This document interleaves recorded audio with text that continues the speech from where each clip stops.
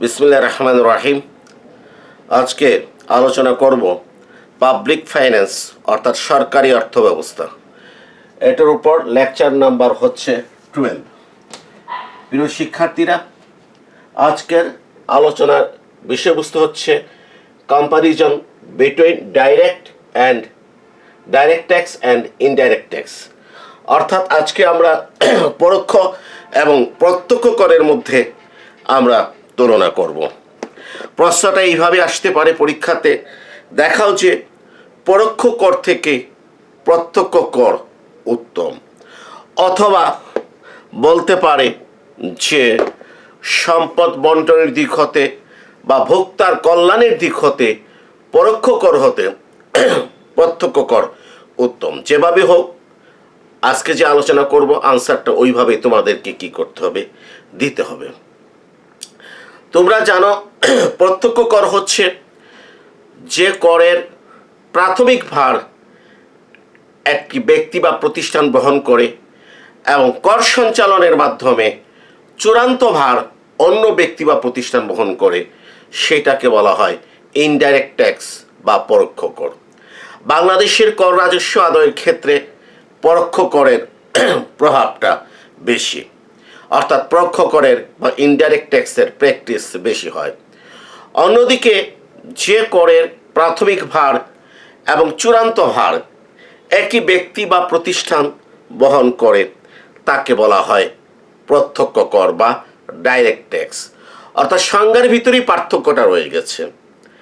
যে ডাইরেক্ট ট্যাক্সের ক্ষেত্রে যে করের প্রাথমিক ভার এবং চূড়ান্ত ভার একই ব্যক্তি বা প্রতিষ্ঠান বহন করে, কিন্তু পরোক্ষ করের ক্ষেত্রে করের প্রাথমিক ভার এবং চূড়ান্ত ভার ভিন্ন ভিন্ন ব্যক্তি বা প্রতিষ্ঠান বহন করে। অর্থাৎ প্রত্যক্ষ করের ক্ষেত্রে করের ভারটা, প্রাথমিক ভারটা অন্যের উপর সঞ্চালন করার সুযোগ থাকে না, কিন্তু পরোক্ষ করের ক্ষেত্রে সাধারণত পণ্যের দাম বাড়িয়ে অথবা পণ্যের কোয়ালিটি কমিয়ে অথবা পণ্যের পরিমাণ কমিয়ে কর ভারটা অন্যের উপর সঞ্চালনের সুযোগ থাকে। প্রিয় শিক্ষার্থীরা, সমাজে আমরা একই পরিমাণ রাজস্ব যদি পরোক্ষ কর এবং প্রত্যক্ষ কর অথবা প্রত্যক্ষ করের মাধ্যমে যদি আদায় করি, তাহলে পরোক্ষ করের ভারটা বেশি হবে জনগণের উপর এবং প্রত্যক্ষ করের ভারটা জনগণের উপর কম হবে। কারণটা কি? কারণটা হচ্ছে প্রত্যক্ষ কর আরোপের ক্ষেত্রে আমরা শ্রেণী নির্ধারণ করতে পারি। অর্থাৎ কোন শ্রেণীর জনগণের উপর আমরা কর আরোপ করব সেটা নির্ধারণ করা সম্ভব হয় প্রত্যক্ষ করের ক্ষেত্রে। এটি পরোক্ষ করের ক্ষেত্রে নির্ধারণ করা সম্ভব হয় না। যেমন আমরা যদি ধনিক শ্রেণীর উপর থেকে যদি কর রাজস্ব বেশি আদায় করতে চাই, তাহলে আমরা ধনিক শ্রেণীর উপর প্রত্যক্ষ কর মানে আয় কর অধিক হারে আমরা আরোপ করব। যেমন আমরা ঠিক করলাম বছরে 10 লাখ টাকা যাদের ইনকাম তাদের হয়তো 10% আয়কর দিতে হবে। 10 লক্ষ থেকে 20 লক্ষ যাদের ইনকাম তাদের 15%, 20 লক্ষ হতে আরও উপরে করের হার আমরা আরও বাড়িয়ে দিলাম। অর্থাৎ প্রত্যক্ষ করের মাধ্যমে আমরা সাধারণত ধনিক শ্রেণীর উপর অতিরিক্ত কর চাপানোর সুযোগ থাকে। এবং আমরা জানি যে যাদের কর প্রদানের সামর্থ্য বেশি, তারা যদি কর বেশি প্রদান করে তাহলে সমাজের ত্যাগের পরিমাণটা কম হয়। আর যাদের কর প্রদানের সামর্থ্য কম, তাদের উপর যদি আমরা বেশি কর চাপিয়ে দিই তাহলে কিন্তু সমাজে ত্যাগের পরিমাণটা বেশি হবে। অর্থাৎ সামর্থ্য নীতির দৃষ্টিকোণ হতে যদি আমরা বিশ্লেষণ করি, তাহলে দেখা যায় প্রত্যক্ষ করের মাধ্যমে আমরা সম্পদ কর, আমরা আয় কর ইত্যাদির দ্বারা আমরা ধনিক শ্রেণীর উপর কর বেশি আরোপ করার সুযোগ থাকে। কিন্তু আমরা যদি পরোক্ষ করকে যদি বিবেচনা করি, তাহলে এই করটা ধনিক শ্রেণী এবং দরিদ্র শ্রেণী এইভাবে পৃথক করে এই করটা আদায় করা সম্ভব হয় না। কারণ ইনডাইরেক্ট ট্যাক্স বা পরোক্ষ করের ভিত্তি হলো দ্রব্যের উপর। আমরা দ্রব্যের উপর কি করি? আমরা কর আরোপ করি। যেমন আমরা পেঁয়াজের উপর কর আরোপ করলাম। এই পেঁয়াজ ধনিক শ্রেণীও খায়, এই পেঁয়াজ মধ্যবিত্ত শ্রেণী খায়, এই পেঁয়াজ নিম্নবিত্ত শ্রেণী খায়, নিম্নবিত্ত শ্রেণী খায়। অতএব এই পেঁয়াজ যারা ক্রয় করবে তাদের সবাইকে কি করতে হবে? কর দিতে হবে। সমাজে যদি 20% যদি ধনিক শ্রেণী থাকে, আসলে 10%-এর মতো থাকে না, ঠিক আছে? আমি ধরে নিলাম একটি সমাজে 20% হচ্ছে ধনিক শ্রেণী। তাহলে দেখা যায় যে আমি যদি প্রত্যক্ষ কর যদি আরোপ করি, তাহলে 20% থেকে যাদের কর প্রদানের সামর্থ্য বেশি তাদের কাছ থেকে আমি সম্পদ কর আয় করের মাধ্যমে অধিক কর রাজস্ব আদায় করতে পারবো। অন্যদিকে আমি যদি পরোক্ষ কর যদি আরোপ করি, অর্থাৎ দ্রব্যের উপর যদি কর আরোপ করি, চাল, ডাল, তেল, লবণ, ঠিক আছে, ইলেকট্রিসিটি, গ্যাস, এগুলোর উপর যদি আমি কর যদি আরোপ করি, তাহলে কি দেখা যাবে? দেখা যাবে যে এই দ্রব্যগুলো ধনিক শ্রেণী সহ দরিদ্র শ্রেণী, নিম্নবিত্ত, নিম্ন মধ্যবিত্ত, মধ্যবিত্ত সবাই কি করে ভোগ করে। অর্থাৎ সমস্ত শ্রেণীর মানুষ কি করছে? সরকারকে কর প্রদান করছে। এবং সেক্ষেত্রে সমাজের 80% লোক কি করছে? যাদের আয় কম তারা কর বহন বেশি করছে। এই জন্য আমরা বলতে পারি যে করভার বন্টনের দিক হতে, প্রত্যক্ষ কর হতে পরোক্ষ করের ভারটা বেশি। কেন ভারটা বেশি? কারণ পরোক্ষ কর আরোপ করা হয় দ্রব্যের উপর, আর এই দ্রব্য সাধারণত সর্বশ্রেণীর লোক কী করে ভোগ করে, এবং এটা স্বাভাবিকভাবেই যে ম্যাক্সিমাম জনগণ যারা দরিদ্র শ্রেণী তাদেরকে দ্রব্যভোগের মাধ্যমে এই কর পরিশোধ করতে হয়। প্রিয় শিক্ষার্থীরা, আমি আরেকটা বিষয় আমরা লক্ষ্য করতে পারি, সেটা হচ্ছে যে পরোক্ষ কর যখন আমরা কার উপর যখন আরোপ করি, সেটা কিন্তু দাম বাড়িয়ে অন্যের উপর চাপিয়ে দেওয়া হয়। দাম বাড়িয়ে কার উপর? অন্যের উপর এটা চাপিয়ে দেওয়া হয়। কিন্তু প্রত্যক্ষ করের ক্ষেত্রে এটা অন্যের উপর চাপানোর কোনো সুযোগ থাকে না। ফলে ধনী ব্যক্তিকে বা ওই উৎপাদনকারী প্রতিষ্ঠানকে ওই প্রত্যক্ষ কর নিজেকেই কি করতে হয়? বহন করতে হয়। এই কর অন্যের উপর সঞ্চালনের কোনো সুযোগ থাকে না। আমি একটু চিত্রের মাধ্যমে তোমাদেরকে দেখানোর চেষ্টা করব যে পরোক্ষ করের ক্ষেত্রে ভোক্তার কল্যাণ যে পরিমাণ হ্রাস পায়, বা ভোক্তার কল্যাণ যে পরিমাণ হ্রাস পায়, প্রত্যক্ষ করের ক্ষেত্রে কল্যাণ হ্রাসের পরিমাণ কম। অর্থাৎ প্রত্যক্ষ কর ভোক্তার কল্যাণ কম হ্রাস করে, পরোক্ষ কর ভোক্তার কল্যাণ বেশি হ্রাস করে। এবং এটা থেকে আমরা বলতে পারি ডেফিনেটলি পরোক্ষ কর হতে প্রত্যক্ষ কর উত্তম। আমি চিত্রটা আঁকলে তোমরা বুঝতে পারবে। আর এই চিত্র যখন আমি আঁকবো, এই চিত্র যখন আমি কি করব? আঁকবো, হ্যাঁ, তখন কিন্তু আপনাদেরকে মনে রাখতে হবে, ওই যে আপনারা সেকেন্ড ইয়ার অনার্সে পড়েছেন, আবার ফার্স্ট ইয়ার অনার্সে পড়েছেন ইনডিফারেন্স কার্ভ। এই যে ইনডিফারেন্স কার্ভের যে বাজেট রেখা অঙ্কন করেছেন, নিরপেক্ষ রেখা অঙ্কন করেছেন।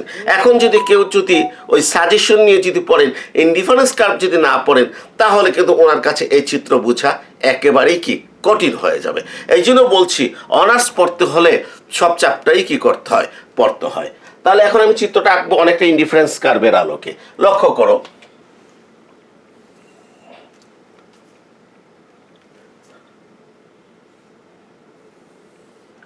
এই ভূমিয়োগকে আমি কি ধরেছি? দ্রব্যের পরিমাণ। কোন দিকে ধরেছি? ভূমিয়োগকে ধরেছি আমি দ্রব্যের কি পরিমাণ ধরেছি। দ্রব্যকে আমি কিউ দ্বারা কি করেছি? আমি প্রকাশ করেছি এক্স দ্রব্য ধরেছি। ভূমিয়োগকে আমি ধরেছি কি? এক্স দ্রব্য। ওকে, আর লম্বককে আমি ধরেছি ওয়াই দ্রব্য। ক্লিয়ার?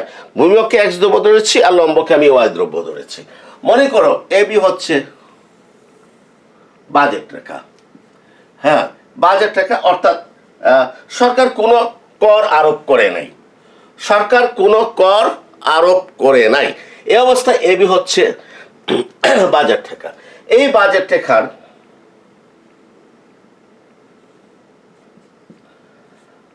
আইসি নোট নিরপেক্ষ রেখার ইনট বিন্দুতে ভোক্তা ভারসাম্য লাভ করে। আমরা জানি যে নিরপেক্ষ রেখা এবং বাজেট রেখা যে বিন্দুতে স্পর্শ করে সেই বিন্দুতে ভোক্তার কল্যাণ কি হয়, সর্বোচ্চ হয়। ভোক্তা ই নট বিন্দুতে কি করছে, সে ভারসাম্য লাভ করছে। এক্ষেত্রে লক্ষ্য করো, সে এক্স দ্রব্য ভোগ করছে কতটুকু, ও এক্স নট এক্স দ্রব্য, এবং সোজা করে টানবে স্কেল দিয়ে, ওয়াই দ্রব্য ভোগ করছে সে কত, ও ওয়াই নট। সে এক্স দ্রব্য ভোগ করছে ও এক্স নট, আর ওয়াই দ্রব্য ভোগ করছে কত, সে ও ওয়াই নট। ঠিক আছে, হ্যাঁ। তা আমি আরেকটু উপরে উঠে দিলে ভালো হবে, আরেকটু চিত্র একটু চেঞ্জ করছি।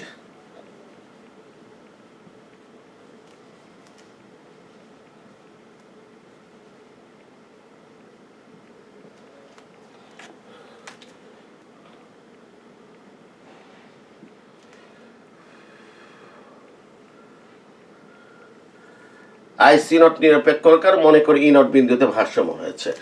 এক্স দ্রব্য ভোগ করছে কতটুকু, ও এক্স নট, আর ওয়াই দ্রব্য ভোগ করছে কতটুকু, ও ওয়াই নট। ওকে, আচ্ছা।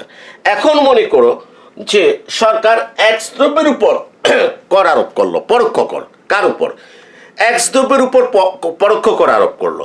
তা এখন আপনার বলেন তো, এক্স দ্রব্যের উপর যদি পরোক্ষ কর আরোপ করা হয়, তাহলে বাজারে এক্স দ্রব্যের দাম কি হবে, বাড়বে। আমরা জানি যে দ্রব্যের উপর ইনডাইরেক্ট ট্যাক্স আরোপ করা হয়, উৎপাদনকারী বা বিক্রেতা সেই করটা ক্রেতার উপর সঞ্চালন করার জন্য সেই দ্রব্যের দামটা কি করে, বাড়িয়ে দেয়, এক্স দ্রব্যের দাম বাড়িয়ে দেয়। তা এক্স দ্রব্যের দাম বাড়িয়ে দিলে এই যে এ বি বাজেট রেখা, এই যে ভূমি অক্ষে এই যে এক্স দ্রব্যের দাম বাড়িয়ে দিচ্ছি, বিটা কোন দিকে চলে আসবে, বাম দিকে চলে আসবে। মনে করো নতুন বাজেট রেখা হলো কত, এসি। মনে করো নতুন বাজেট রেখা কি হলো, নতুন বাজেট রেখা হলো এসি। ঠিক আছে, নতুন বাজেট রেখা হয়ে গেল এসি, এক্স দ্রব্যের দাম কমে গেল এবং নতুন বাজেট রেখা হলো কি, এসি। আশা করি তোমরা বুঝতে পেরেছো, নতুন বাজেট রেখা হলো এসি। কেন, কেউ যদি প্রশ্ন করে স্যার এবি বাজেট রেখা কেন এসি হলো, আমি উল্টা প্রশ্ন করব, আপনি কি ফার্স্ট ইয়ার বা সেকেন্ড ইয়ার অনার্সে নিরপেক্ষ রেখা পড়েন নাই? কারণ যে আমরা বলেছি এক্স দ্রব্যের দাম যদি কমে যায় তখন এই এবি বাজেট রেখাটা ডান দিকে চলে যায়। ঠিক আছে, আর যদি এক্স দ্রব্যের দাম যদি বেড়ে যায় তাহলে এই এবি বাজেট রেখাটা ভিতরের দিকে চলে আসে, এসি হয়ে যায়। কারণ এক্স দ্রব্যের দাম যখন বেড়ে যাবে তখন এই বাজেটে যতটুকু পরিমাণ এক্স দ্রব্য ক্রয় করবে, দাম বেড়ে যাওয়ার কারণে এক্স দ্রব্য ক্রয়ের পরিমাণ তার চেয়ে কম হবে। এই জন্য আগে অবি ক্রয় করতে পারতো পুরো বাজেট দিয়ে, এখন পুরো বাজেট দিয়ে সে ওসি ক্রয় করতে পারবে। ঠিক আছে, এক্ষেত্রে মনে করো ভারসাম্য অর্জিত হয়েছে এই আই সি ওয়ান নিরপেক্ষ রেখায়। ঠিক আছে, এই বিন্দুতে যেখানে দেখো এক্স দ্রব্যের ভোগের পরিমাণ হচ্ছে কত, ও এক্স ওয়ান, আর ওয়াই দ্রব্য ভোগের পরিমাণ হচ্ছে ও ওয়াই ওয়ান। ক্লিয়ার, এক্স দ্রব্যের ভোগের পরিমাণ হচ্ছে কত, ও এক্স ওয়ান, ওয়াই দ্রব্য ভোগের পরিমাণ হচ্ছে কি, ও ওয়াই ওয়ান। যখনই সরকার এক্স দ্রব্যের উপর পরোক্ষ কর আরোপ করবে তখন এক্স দ্রব্যের দামটা কি হয়ে যাবে, বেড়ে যাবে। এক্স দ্রব্যের দাম বেড়ে যাওয়ার কারণে যে ক্রেতারা কি করবে, যে এক্স দ্রব্যের ভোগের পরিমাণটা কমিয়ে দিবে। আর তখন তারা কি করবে, বিকল্প দ্রব্য যে ওয়াই দ্রব্য আছে, ওয়াই দ্রব্যের জন্য তারা কি করবে, ওয়াই দ্রব্য বেশি পরিমাণে ক্রয় করবে, যার ফলে এক্স দ্রব্যের পর ট্যাক্স আরোপ করার কারণে এক্স দ্রব্যের আগে ক্রয়ের পরিমাণ ছিল ও এক্স নট, আফটার ট্যাক্স সেটা ক্রয় করছে ও এক্স ওয়ান। আর ওয়াই দ্রব্যের ক্রয় পূর্বে ছিল কত, প্রাথমিক অবস্থায় ও Y naught, after indirect tax ও ওয়াই ওয়ান। অর্থাৎ ওয়াই দ্রব্যর ক্রয়ের পরিমাণটা বেড়ে গিয়েছে, ভারসাম্য হয়েছে কোথায়, ই ওয়ান বিন্দুতে। এখন মনে করো যে এই যে এক্স দ্রব্য, ঠিক আছে, এক্স দ্রব্য কতটুকু ক্রয় করা হয়েছে, ও এক্স ওয়ান। ঠিক আছে, ও এক্স ওয়ান, এইটার উপর পরোক্ষ কর আরোপ করা হয়েছে। মনে করো একক প্রতি পরোক্ষ কর আমরা জানি না একটা পরিমাণ হবে, এই দুইটা গুণ যদি করি, ও এক্স ওয়ান আর এইটা যদি কি করি, গুণ করি, তাহলে আমরা সরকারের কর রাজস্ব পাবো, ট্যাক্স রেভিনিউ পাবো, টোটাল ট্যাক্স আমরা পেয়ে যাব সরকারের। ঠিক আছে, আমি আবারও বলছি, এক্স দ্রব্য কতটুকু ক্রয় করা হচ্ছে আফটার ট্যাক্সের উপর, ও এক্স ওয়ান। তাহলে ও এক্স ওয়ান কে যে পরোক্ষ কর যেটা আরোপ করা হয়েছে সেটা একক প্রতি কর দ্বারা গুণ করলে টোটাল ট্যাক্স মানে সরকারের ট্যাক্স রেভিনিউ কর রাজস্বটা কিন্তু আমরা পেয়ে যাব। এখন এই একই পরিমাণ কর রাজস্ব পেয়ে যাব। মনে করি এই কর রাজস্ব হচ্ছে 15,000 কোটি টাকা। কত? 15,000 কোটি টাকা। এর মানে কি? এর মানে হচ্ছে যে আগে এবি বাজেট রেখার মাধ্যমে ভোক্তারা কোনো ধরনের ট্যাক্স ছাড়া, কোনো ধরনের সরকারকে ট্যাক্স প্রদান ব্যতীত তাদের এবি বাজেটের মাধ্যমে তারা ও এক্স দ্রব্য ও এক্স নট পরিমাণ এবং ওয়াই দ্রব্য ও ওয়াই নট পরিমাণ তারা ক্রয় করত। কিন্তু যখন তারা এক্স দ্রব্যের পর সরকার পরোক্ষ কর আরোপ করলো, তখন তাদের নতুন বাজেট টাকা হলো এসি। দেখো এবি যে টাকাটা নির্দেশ করবে, এসি কি একই টাকা। এবি যদি 50,000 কোটি নির্দেশ করে, এসি কত নির্দেশ করবে? 50,000 কোটি টাকা নির্দেশ করবে। বুঝছেন? ওকে, এই যে এই এসি বাজেট রেখায় তারা কি করছে? এক্স দ্রব্য ও এক্স ওয়ান পরিমাণ ক্রয় করছে আর ওয়াই দ্রব্য ক্রয় করছে ও ওয়াই ওয়ান।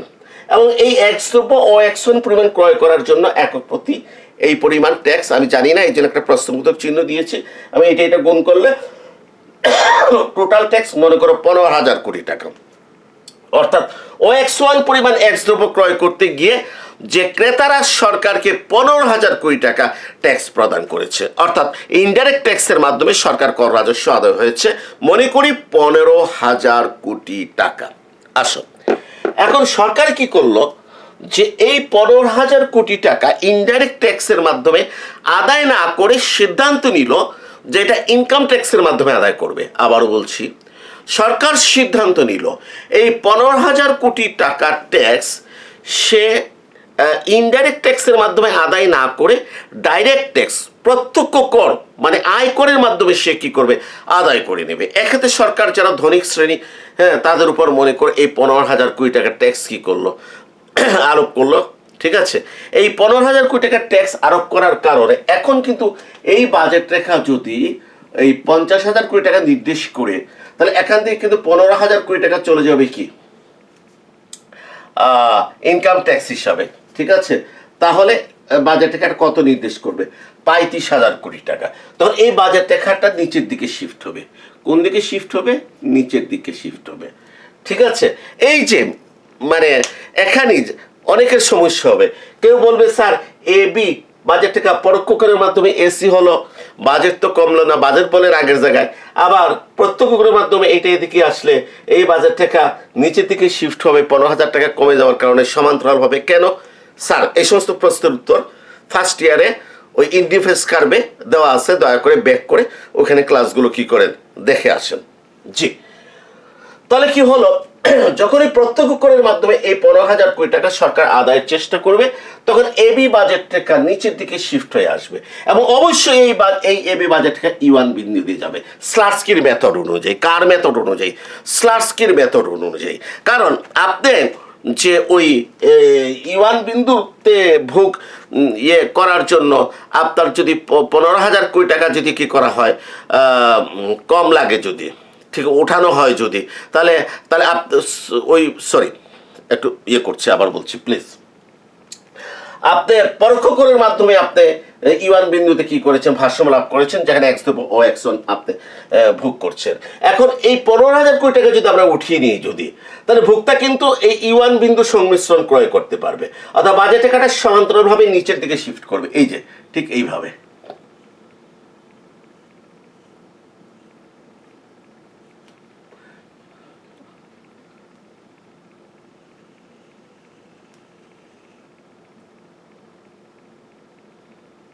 সুন্দর করে কলম দিয়ে কি করবা?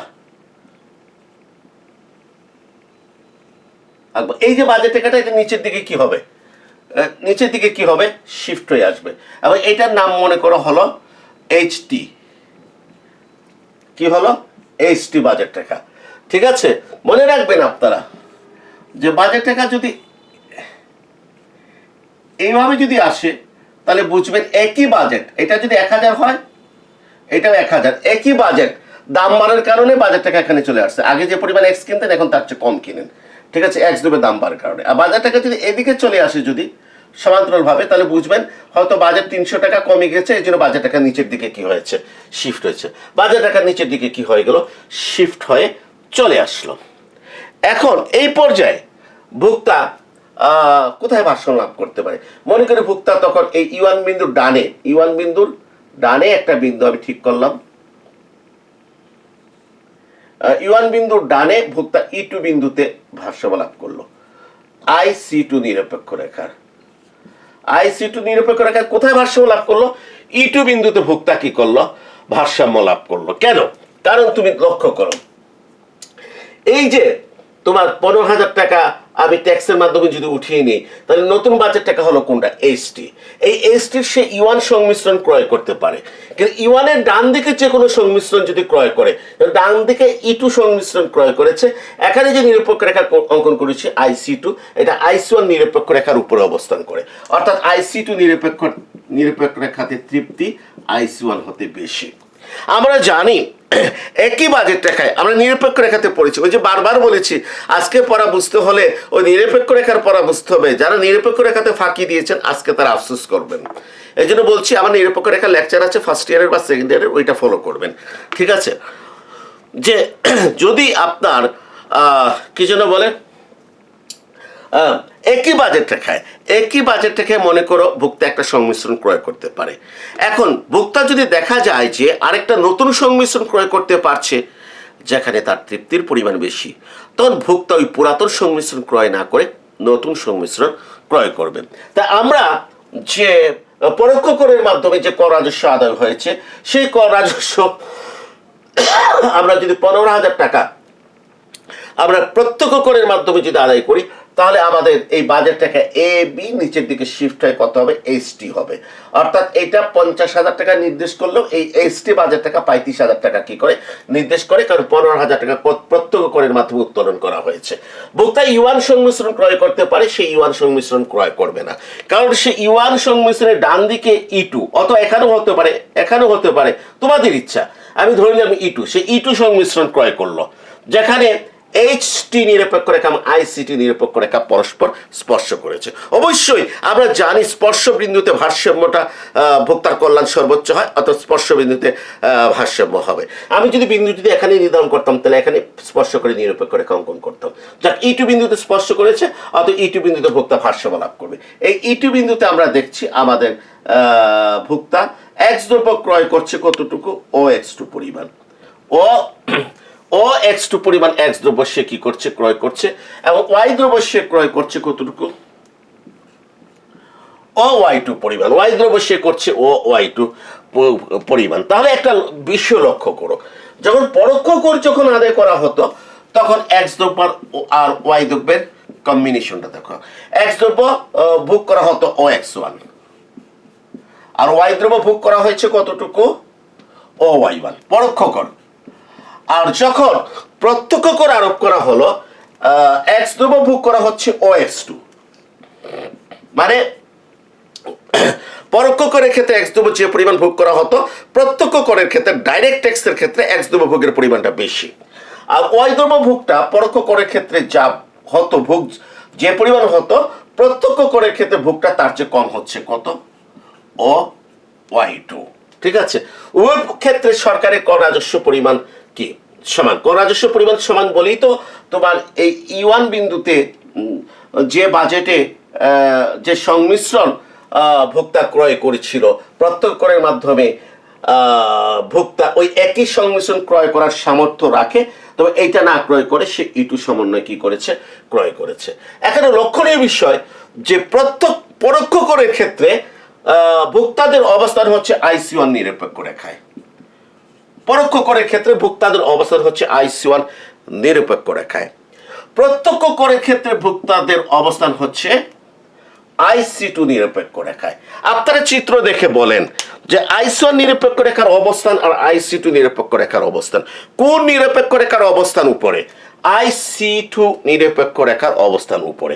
তাহলে আমরা কি দেখলাম, আমরা দেখলাম যে একই পরিমাণ কর রাজস্ব সেটা পরোক্ষ করের মাধ্যমে আদায় করলে ভোক্তা অবস্থান করে IC1 নিরপেক্ষ রেখায়, এবং প্রত্যক্ষ কর ডাইরেক্ট ট্যাক্সের মাধ্যমে আদায় করলে ভোক্তা অবস্থান করে উপরের আইসিটি নিরপেক্ষ রেখায়, অর্থাৎ ভোক্তাদের কল্যাণ কি হয়, বেশি হয়। তাহলে আমরা কি দেখলাম, আমরা দেখলাম একই পরিমাণ কর রাজস্ব আমরা ইনডাইরেক্ট ট্যাক্সের বিনিময়ে আদায় না করি, আমরা যদি ডাইরেক্ট ট্যাক্সের বিনিময়ে যদি আদায় করি তাহলে ভোক্তাদের কল্যাণ বেশি হয়। আর যদি আমরা ইনডাইরেক্ট ট্যাক্সের মাধ্যমে যদি আদায় করি তাহলে ভোক্তাদের কল্যাণ কমে যায়। তাহলে ভোক্তাদের কল্যাণের দৃষ্টিকোণ হতে যদি বিবেচনা করি তাহলে এই চিত্র পুরাটাই সাপোর্ট দিচ্ছে, আমাদেরকে সাপোর্ট দিচ্ছে যে ইনডাইরেক্ট ট্যাক্স হতে ডাইরেক্ট ট্যাক্সটা উত্তম, ইনডাইরেক্ট ট্যাক্স হতে ডাইরেক্ট ট্যাক্সটা উত্তম।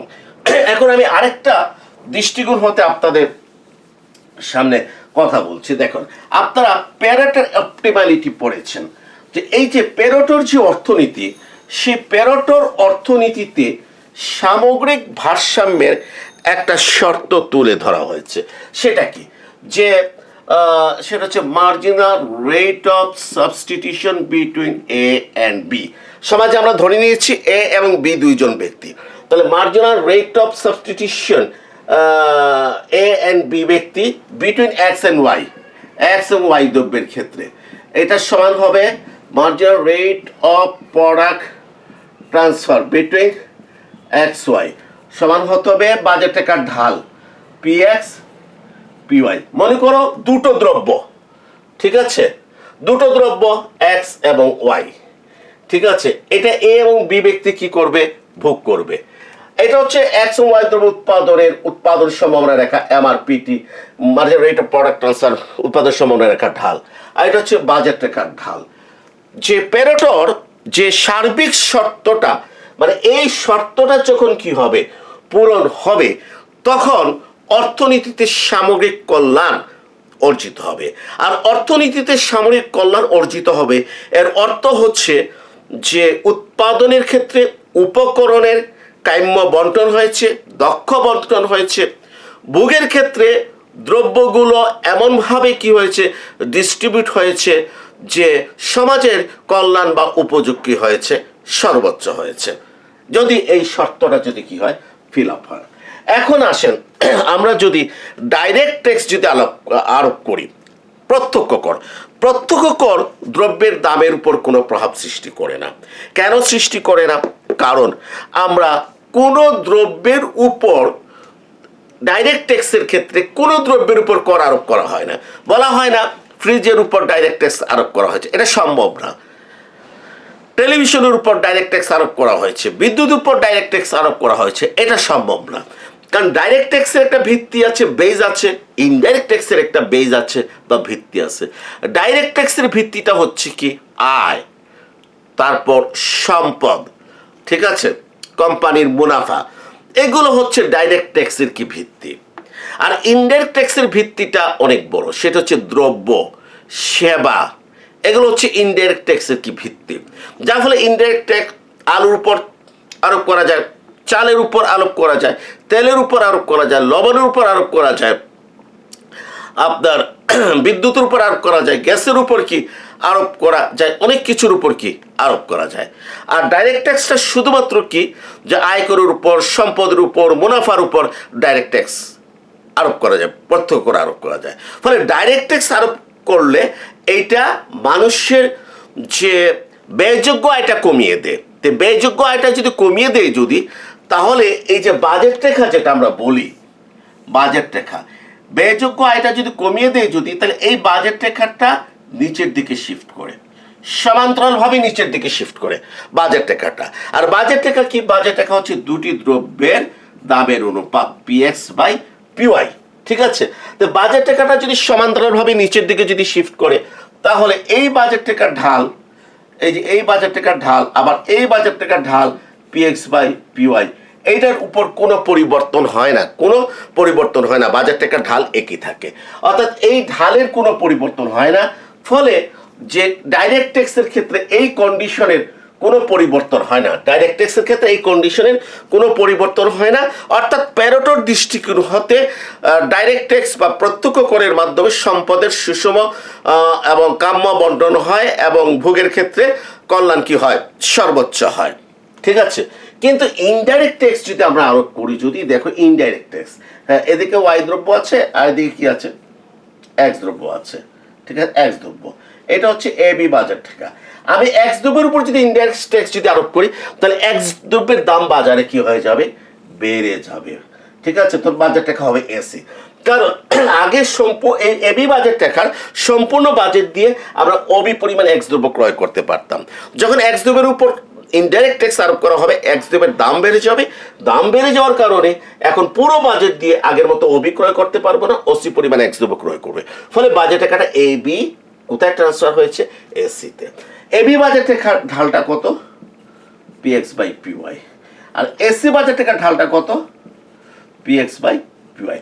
একটু লক্ষ্য করো, একটু লক্ষ্য করো, যখনই ইনডাইরেক্ট ট্যাক্সটা আরোপ করা হবে তখন এই এক্স দ্রব্যের দাম এটা কি হবে, এটা বাড়বে, এটা বাড়বে। তা এইটা যদি বাড়ে, যদি দেখো আমি ওয়াই দ্রব্যের দাম সম্পর্কে কিছু বলছি না, আমি ওয়াই দ্রব্যের দাম সম্পর্কে কিছু বলছি না, যখনই এক্স দ্রব্যের উপর পরোক্ষ কর আরোপ করা হবে, এই যে বাজেট টাকা এসি হলো, এক্স দ্রব্যের দামটা কি হবে, বাড়বে। তো এক্স দ্রব্যের দাম যদি বাড়ে, যদি দেখো এই বাজেট টাকাতে এক্স দ্রব্যের দাম যদি মনে করো 5 টাকা থাকে, তাহলে এই এসি বাজেট টাকাতে এক্স দ্রব্যের দাম হবে 60 টাকা।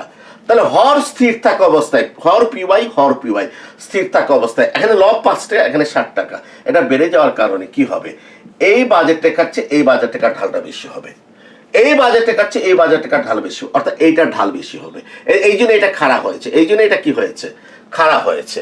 তাহলে কি দেখা যাবে, তাহলে দেখা যাবে যে আমরা ইনডাইরেক্ট ট্যাক্স যদি আরোপ করি, তাহলে এই যে কন্ডিশনটা, marginal rate of substitution A B X এবং ওয়াই দ্রব্য সমান marginal rate of product transfer between X Y, তারপর কত, PX PY, PX by PY, এই কন্ডিশনটা নষ্ট হয়ে যাবে, এই কন্ডিশনটা এখানে আর সমান হবে না। ডাইরেক্ট ট্যাক্সের ক্ষেত্রে যেহেতু বাজেট টাকাটা সমান্তরালভাবে নিচের দিকে শিফট হয়, এক্স দ্রব্য এবং ওয়াই দ্রব্যের দামের উপর কোনো প্রভাব কি করে, সৃষ্টি করে না। আপনারা জানেন বাজেট টাকার ঢাল হচ্ছে দুটি দ্রব্যের দামের অনুপাত। কিন্তু ইনডাইরেক্ট ট্যাক্সের ক্ষেত্রে যেহেতু এক্স দ্রব্যের দামটা বেড়ে যায়, এই জন্য বাজেট টাকাটা এদিকে ব্যাক করে চলে আসে, বাজেট টাকার ঢালটা বেড়ে যায়, আর এই মানটা বেড়ে যায়। কেন বেড়ে যায়, উদাহরণ দ্বারা কি করছি আমি দেখাইছি। হ্যাঁ, তাহলে এই ভারসাম্যটা কি হয়, নষ্ট হয়। তাহলে আমরা কি দেখলাম, আমরা দেখলাম যে পরোক্ষ কর মানে ইনডাইরেক্ট ট্যাক্সের ক্ষেত্রে প্যারেটোর যে সার্বিক শর্ত, সেই সার্বিক শর্তটা পূরণ হয় না। আর সার্বিক শর্ত পূরণ না হওয়ার কারণে আমরা বলতে পারি যে ইনডাইরেক্ট ট্যাক্স আরোপ করা হলে সম্পদ বন্টনের ক্ষেত্রে যে কাম্যতা ছিল, এই কাম্যতা নষ্ট হবে। ভোগের ক্ষেত্রে যে কাম্যতা ছিল, সেই কাম্যতা কি হবে, নষ্ট হবে, অর্থাৎ অর্থনৈতিক কল্যাণ কি হবে, হ্রাস পাবে। সর্বশেষ কথা হলো যে আমরা বলতে পারি ইনডাইরেক্ট ট্যাক্স হতে ডাইরেক্ট ট্যাক্সটাই হচ্ছে উত্তম। সবাইকে ধন্যবাদ। আজকে 12 নম্বর লেকচার, খুব কম সময়ের ভিতরে 13 নম্বর লেকচার নিয়ে আসবো। সবাই ভালো থেকো, সবাইকে ধন্যবাদ। গায়ে একটু জ্বর ছিল, কাশি ছিল, এই জন্য মাঝে মাঝে একটু কাশি দিয়েছে। সবাই ভালো থেকো।